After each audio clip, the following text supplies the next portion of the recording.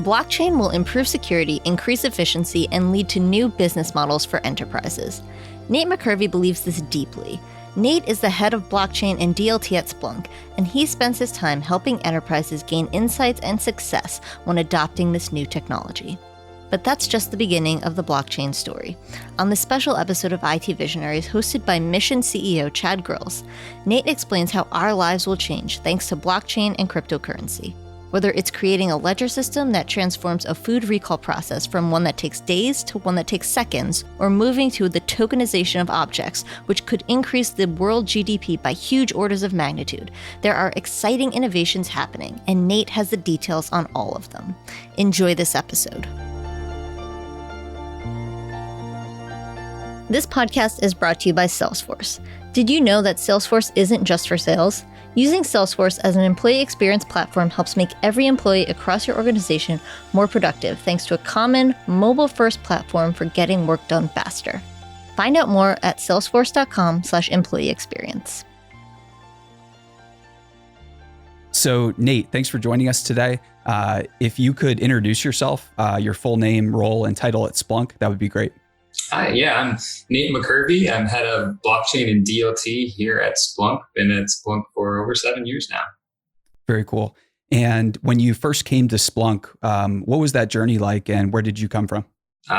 So my journey began as a customer back in 2006. I worked on one of the most critical networks in the United States, and I had to find out what went wrong in machine data when the network went down in order to keep planes in the air. And then I learned over time that in this data I was using for just troubleshooting IT issues was an immense amount of value and information, from finding security incidents to analyzing business and improving our business outcomes. And that's when I got the itch to just go full time, all in on getting value out of data and helping others get value out of their data. And I thought there was no better place than Splunk to do that. Did the industry at the time have a word similar to dark data, or how were you thinking about those insights and the things that you were discovering? Yeah, back then, and maybe even still today, people thought logs were kind of the garbage of data. Like it was what you kind of threw away and you didn't keep for very long. And it's still today, most people don't realize that it's not garbage anymore. It's your digital gold. Right. And I think that digital gold is really interesting because ultimately it's like gold, but it's also a form of trust, right? Especially when you start getting that data onto a network or onto a blockchain, you can do really interesting things with it. So I'd love to hear you discuss, where your interest in the blockchain got started. Yeah. Well, kind of on your point about the data and trust, if you can't trust that data that you're making critical business decisions on, you're going to be making poor business decisions. Right. And I think what's interesting now is that many organizations are aware that they can encrypt and control their data in a way that makes it more trustworthy. Are there any examples you like to cite about how Splunk is doing this or how other partners are doing this? Mm-hmm. So Splunk has always cared very much about the integrity and the security of data inside of its software. And we continue to improve the software. And one of the ways we can do that is by leveraging some of the characteristics that blockchain and other distributed ledger technologies have. And the immutability characteristic allows us to take hashes of Splunk data and put them on a ledger that our customers trust. And then we can prove that the data inside of Splunk hasn't been modified, manipulated, or corrupted, which is a big deal when we think about what I mentioned earlier, which is organizations are making critical business decisions on this data. And now they can prove that that data that they're making these decisions on hasn't been tampered with or manipulated. Sure. And for those out there that aren't familiar with the terminology, could you describe what a hashing process is like and what that offers both the user and the creator of the product? Yeah, so a hash is a one-way function. You put in any string of data, any text at all, and you apply this function, and it's going to give you a specific output that's always the same. Now, if you change any one of those letters or numbers in the input, it will create a completely different output. Right. And so we can represent any set of data, large or small, with a single hash. And also, let's just get clear on our terminology here as well. So in your view, what is blockchain and what does it help to solve? Yeah, blockchain is just a ledger that enables trusts. So what it does is it allows participants that don't trust each other to share information in a way that can be agreed upon. So what's different about a blockchain ledger versus other ledgers is that a blockchain ledger has three key attributes. It's immutable, distributed, and decentralized. And so we talked a little bit about how blockchain is bridging the trust gap at large. I would love to focus in on a couple different industries. And, earlier before we were recording, we were talking a little bit about your background. How do you see blockchain being used or deployed inside governments, nation states, for defense and things of that nature? Yeah. Like you said, anywhere where there is a trust gap. And this trust gap is all around us, but we may not be aware of it because we've taken different actions to kind of avoid the trust gap by inserting intermediaries or keeping our own systems of record. But this trust gap is a big deal if we can close it. It's similar to a few other big gaps we've had in recent society, modern society. In the 1400s, the printing press closed the knowledge gap. The steam engine closed the power gap. And the telecommunications industry and the internet closed the distance gap. And it's said that this blockchain technology can close the trust gap. And what's interesting about all these previous gaps is they weren't very apparent until after they were closed. So most people thought their horses were powerful enough. Who would want a car when there's no roads? But now we see everyone with cars, not horses. Sure. And so from an enterprise application, there's so many ways the technology can be applied. And right now we're seeing financial services is the biggest area of investment, but also public sector, insurance, telco. And although there are different use cases, one of the most common ones across every industry is using the technology to increase business efficiency. So no matter what organization or enterprise you are, you have various back office systems, you have CRM systems, you have contracts that you deal with your partners and vendors. And everyone is keeping their own copy of this data. And then when there's a disagreement, you have to reconcile with these other companies. And so it's very inefficient and expensive to have to reconcile with your partners, your customers, your vendors, your competitors. But if everyone uses a distributed ledger, they can increase business efficiency. And you might be saying, wait a second, you said competitors in there. Why would I want to share data with my competitors?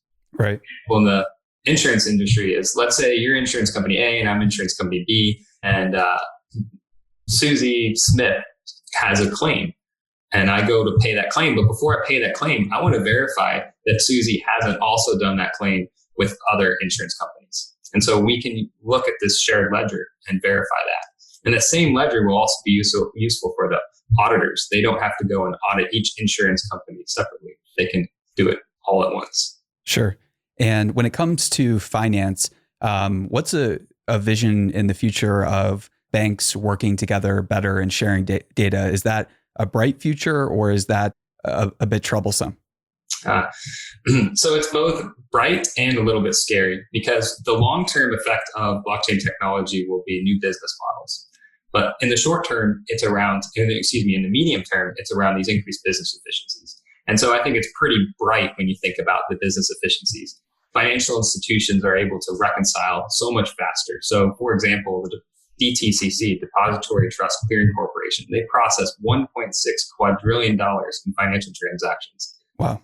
And they have multiple areas where they could improve performance, speed, accuracy, if they could reconcile faster. And so they're putting a project into production later this year that reconciles at much higher speeds.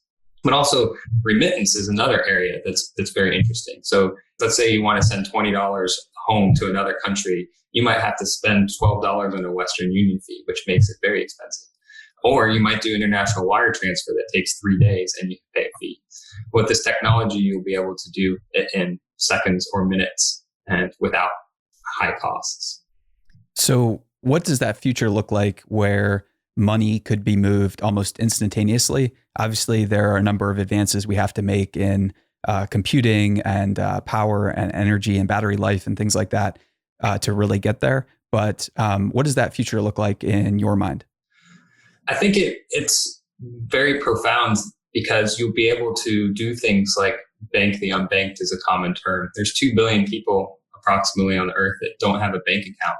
And this is for various reasons. They may not have access to a physical bank, or they may not be able to prove their identity that they are someone.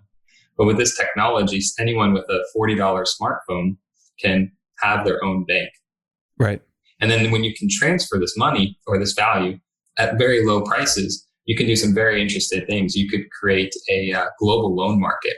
So when I drive down the street in my local town, I see banks I can go to and get a loan at a relatively high interest rate because they don't have to compete with the world. But soon you'll be able to have a worldwide loan market where anyone can loan to anyone or borrow from anyone, and it will make it highly competitive, which should encourage more borrowing and more entrepreneurship.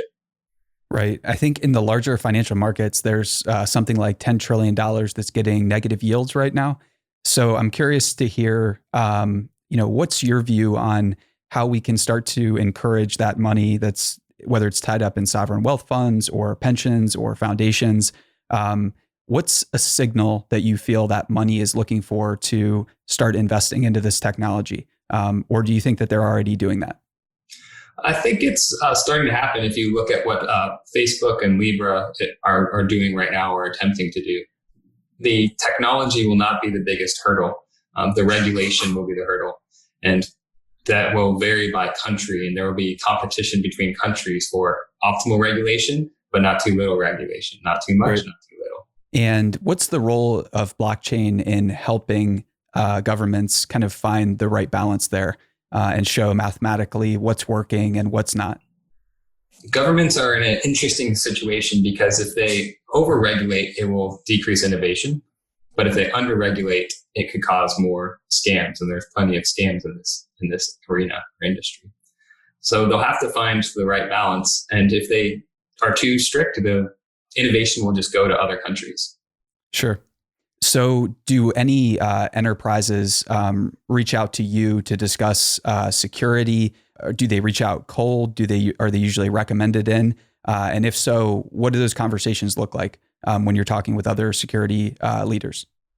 So Splunk was originally just for IT troubleshooting. And then what happened was our customers started using the product to find security issues. And we said, that's great, but we're not a security product, we're an IT product. And then they came back to us and said, wait, but you don't understand. We're finding security issues with Splunk that we can't find with any other system out there. So it's really our customers coming to us and telling us what it could do. And since then we said, okay, well, let's invest in it and make it easier for organizations to analyze security. Right. And are there any examples of preventing security breaches or data breaches? Oh yeah. I mean, if you look out there, just the recent ransomware attacks that have happened in there's so many breaches from like Equifax, OPM, and Ashley Madison. We're all familiar with, two of which affected me. Our technology can be used to prevent those breaches. Same with ransomware. You can download a ransomware app on our website for free and help prevent ransomware. So as cryptocurrency and blockchain continue to impact traditional banks and financial companies, how do you see the banks adopting this technology at scale? What are the applications that you think that they're going to be looking for? It's kind of various. So there's things as recent as like JP Morgan announcing their JP Morgan coin. And then you have banks that are looking at doing just reconciliation. But ultimately, they may have to consider how the business model may change over time. And it's scary to look at how business models might change, especially if they've been working for decades. But if they don't look at how the business model change, they are prone to disruption. And this is happening not just in banking, but this could happen in storage and compute in other areas. Sure. So hypothetically, if there are companies out there that are interested in being very open with their data and sharing their data, should those companies be exploring an ICO as opposed to an IPO? Or what are your thoughts there? There's too much uncertainty in ICOs to really consider doing one for a large scale company right now. And I don't think it's dependent on whether or not they're willing to share data.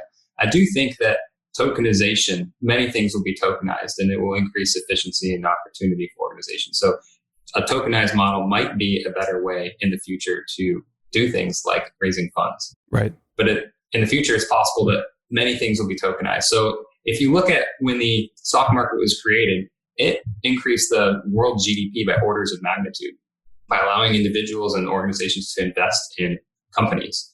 Well, with tokenization, will be able to invest in more than just companies. So for example, I just recently moved and bought a house, and I am paying for the whole house and own the house, but it's possible that you could turn an asset like a physical piece of real estate into 100 tokens. And Chad, you could buy 10 of those tokens. And if I sell the house in 10 years with a $100,000 gain, you're going to get $10,000 of that. And so really any physical asset can be tokenized. So then you can own a piece of real estate in New York City. And not only will we be able to invest in more assets across the world, but more people will be able to invest, because those 2 billion unbanked people could own 100,000% of a piece of property even. Are there any company examples out there that you feel are going about tokenizing assets in a really interesting way, or maybe a very ethical way? There's big companies and small. I think there's one company that's kind of interesting that they're allowing you to create tokens for mint branded tokens. So you can create a token for any use case. Let's say you're an airline company and you want to tokenize your rewards system. There's a company called Simple Token that allows you to, as a company, create your own token without having to go through all of the hurdles of doing an ICO. Right. And you could create a personal token. So I could create a Nate token that people can invest in if they believe that I'm going to be more successful over time. Maybe a percentage of my income on my W-2 gets allocated to the token holders. So it's effectively an income share. It offers many opportunities like an income share agreement. Yeah, and this can be used on the flip side to invest in individuals. So I'm a fan of something called Lambda School. Right. Well, I could personally find individuals who I believe are going to be successful. And I could say, I will pay for your education, your room and board. I just want 10% of your first 3 years salary. And then not only am I investing in this person, but now I've got skin in the game. I want this individual to be successful. So I'm going to mentor them through their educational process. I'm going to help them find an internship. I'm going to make sure that I use my network to make sure they have a high paying job. And it's a win-win situation. Right. And in a way, this helps move education back to the apprenticeship model. Do you feel that's a good thing? Do we need more of an apprentice-like nature in our culture? I think that value of a degree has gone down as the incentive for institutional educations has been to have more students rather than to educate those students more. So right. I don't know if an apprentice model will be the way to go, but I think that education will shift pretty dramatically in the next 20 years for sure. Certain. Sure. And I would love to talk about how you're integrating DLT to secure data from tampering. So what are the general mechanics of that system, and what does that process look like?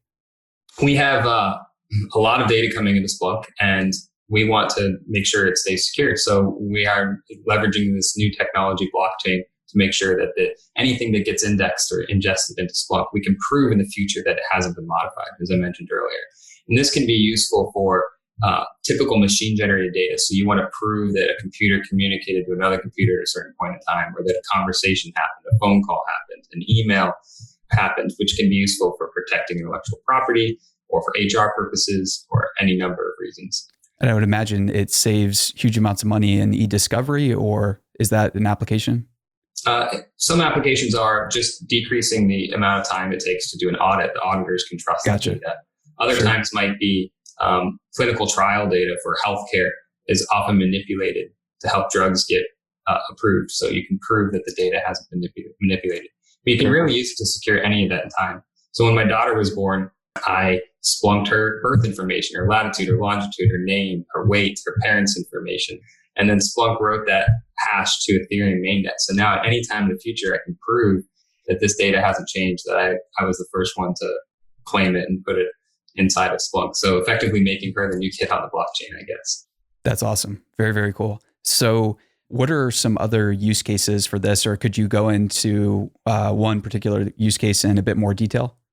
Well, I think that overall, it's interesting that we're living in a digital world, but it's not fully digital. It's mostly physical. So we place our trust in things like titles and deeds and dollar bills. But how do we know we can trust those? I think it's kind of silly that I may own a car because I have a signature on a piece of paper somewhere. How do you really know that that belongs to me if I sell you a car and give you the title? And actually, since I just recently moved, I remember paying thousands of dollars for a title search. And it shouldn't be that complicated. It should be much more efficient. And the reason that happens is because sometimes there's multiple claims to the same property. So especially in other countries, it's not uncommon for someone to say that land is mine. Here's my paper that proves it. And there's no way to really prove who really owns the land. So this is something that this technology will help solve. Right. And Nate, I would love to get your thoughts on the blockchain and Bitcoin enthusiast community as a whole right now. Oftentimes they've kind of clashed with traditional finance and traditional culture. Where do you see the blockchain culture at now?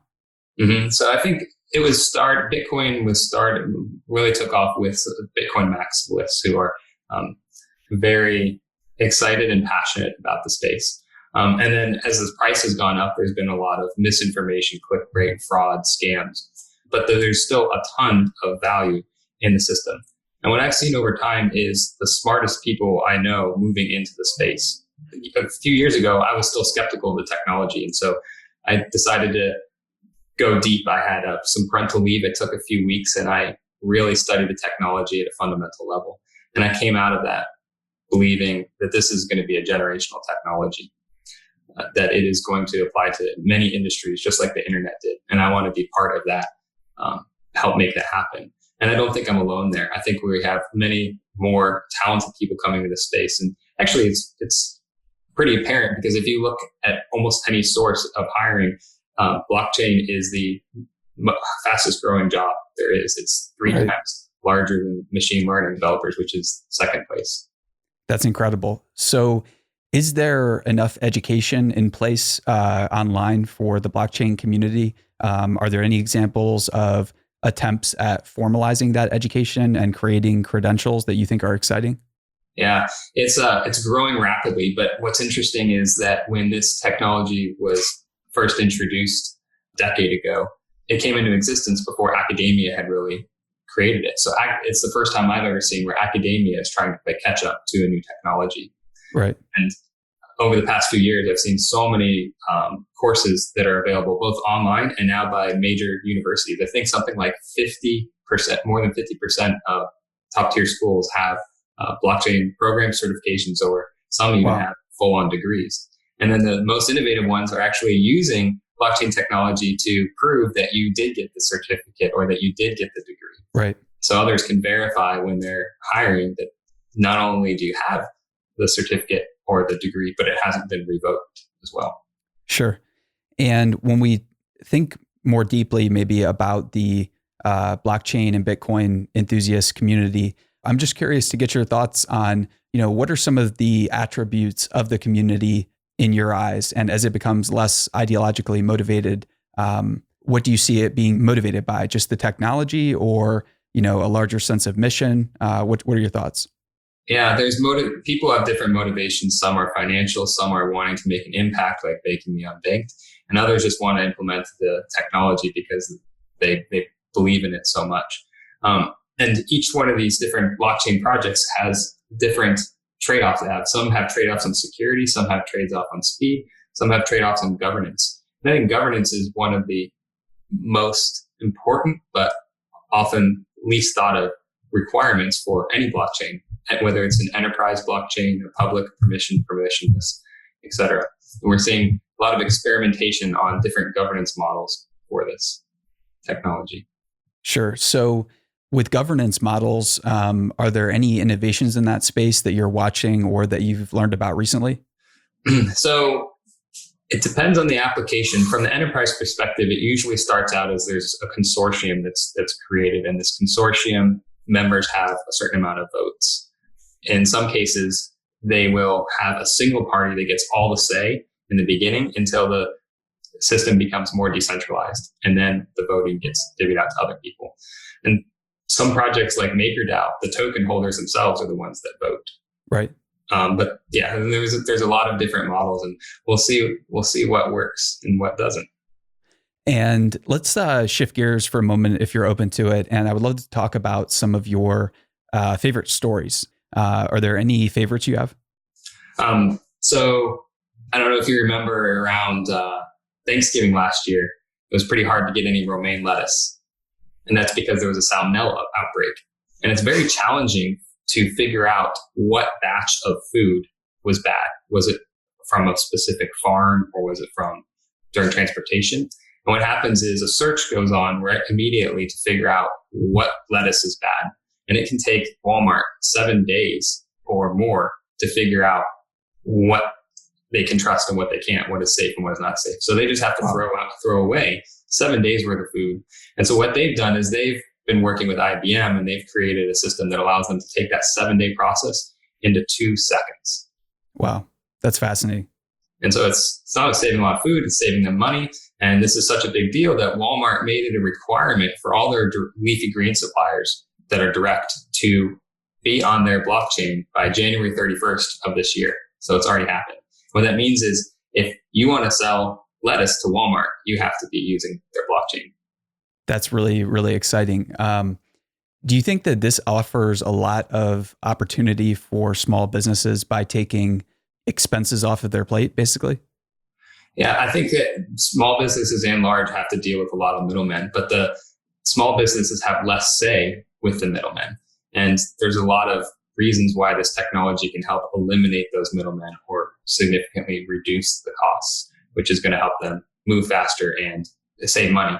But also, it's common that businesses can go out of business simply because the terms are too long. Maybe it's net 30 or net 60, but it takes too long for them to get paid, even though they delivered on what they promised. Right. Advent of smart contracts, these small businesses can now get paid by a contract that's automated. So they significantly reduce their risk. And what are the best providers of smart contracts in your view? The people that write them, I don't have a good answer for that. Smart contracts are not that difficult to write. It's generally pretty similar to writing in JavaScript using something like Solidity. What is important is the making sure those smart contracts are secure, because you can't really effectively update a smart contract. And so if someone figures out to take advantage of it, can be a big problem. And that's how, when you hear blockchain's been hacked, most of the time it's a case where the smart contract wasn't secure enough and money was stolen. So we might escrow some value in a smart contract, and now if it's public, some people might want to go and try to attack that smart contract and figure out how to get that money or value. Sure. Any other stories come to mind? A lot of our customers are telecommunications companies, and they have a problem of real-time of settlement as well. So if your phone goes into roaming and you start getting roaming charges, well, the telco providers, they will reconcile how much did your customers use of our network versus theirs. And the way they do that today, from my understanding, is they each keep a copy of their own data, and they then try to reconcile. And there's a lot of disagreements, as you can imagine. But if they were on one shared ledger, it would eliminate this problem. And it is a big problem. It's something like $29 billion a year in fraud from roaming charges and other reconciliation issues. And so now they'll be able to settle in real time, which lowers their risk and their costs. And this is back to that middle tier term use cases of the technology for enterprises is increased efficiencies. There's companies like Storage and Filecoin that are leveraging unused disk capacity for online file storage. And it could be hard for centralized business models to compete with this decentralized model. Jeff Bezos is famous for saying, your margin is my opportunity. Right. Can this technology disrupt something like Amazon Web Services S3 storage? It possibly could, because Amazon has to procure all the disk space that their customers will need ahead of time, which is a big capital expenditure. But these other decentralized models are using available disk space that's in existing enterprises that they're not currently using, or even home computers. Then you can pay for varying levels of resilience and availability and speed. And they don't have any of the CapEx. Wow. So it would seem like Amazon would be the one that would be most interested in aggressively exploring this technology. Have they made any interesting acquisitions or investments in this space? Amazon's definitely making some investments and more of the management infrastructure side. I don't know if they're considering any business model changes, but the advent of technology disrupts business models all the time. It's not something new. It's not like blockchain's the first to do anything like this. You can think about how Wikipedia disrupted the encyclopedia business by putting the information on the web. And we're starting to see decentralized models from Wikipedia to Lunar Lunar is equivalent of a decentralized model. Or YouTube, there's a decentralized version now called DTube, because Google has the ability to take a pretty significant cut of the value that's being created by the content providers. Sure. And then Google could also change the rules in the future. But in a decentralized model, it operates quite differently. Very interesting. Nate, are there any questions you wish I would have asked or any final thoughts you want to leave our listeners with? I think that we're moving into a world where privacy is more important. People are trusting less, and this gap can be closed with blockchain. So, for example, people don't trust the government as much because of things like Edward Snowden. They don't trust the news as much because of all the fake news. And they don't trust organizations or enterprises more like Google and Facebook because of things like Cambridge Analytica. And what we're seeing is this privacy-focused mindset. So if you look at Google and Facebook and Apple, they're all working hard to try to prove that you can trust them. And privacy is very important. And so I'm excited to see what happens in the space as we all get to have privacy, maybe even be in control of our own data. So when I go to the doctor, I don't even know what they know about me. It's often, Right. I would love to see all my records. Maybe there's a way I can get some of my records, but even better, I would like to be able to grant or revoke access to some of my information to healthcare providers. So if I'm going in for shoulder surgery, they don't need to know about my stinky feet syndrome. And this technology will enable that. Definitely. So Nate, what are your thoughts? Can we be in control of our own data? I think this is a really important thought. Since trust is diminishing and people are caring more about privacy, I think they really want to be in control of their own data. We don't want our data to be in a centralized database that can be hacked or our information to be sold without us getting any of the benefit. And recently I moved and I had to update my address so many places. And I was just thinking about like from bank accounts to cell phone provider. And I was just thinking about all the places my information is stored on other people's computers. And I don't know what they even know about me. Right. Instead, my data should be sharded in a secure way across many distributed servers, and I should be able to grant and revoke access to those that I determine need it. So, for example, if my cell phone company needs to know my social security number or something like that, I can grant them access to query it.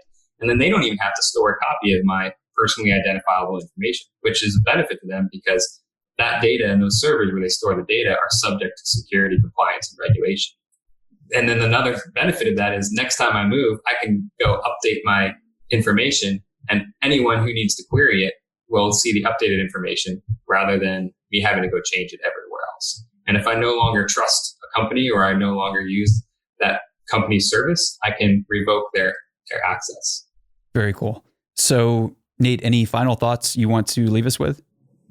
Just think about all the areas that we place our trust today, from trusting a dollar bill to trusting data to trusting ownership of a car. It's a very physical process today.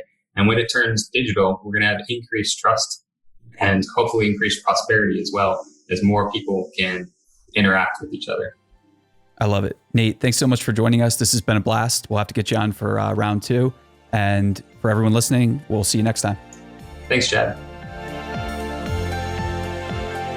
Thanks again to our friends at Salesforce. Did you know Salesforce isn't just for sales? Using Salesforce as an employee experience platform helps make every employee across your organization more productive thanks to a common mobile-first platform for getting work done faster. Find out more at salesforce.com/employee experience.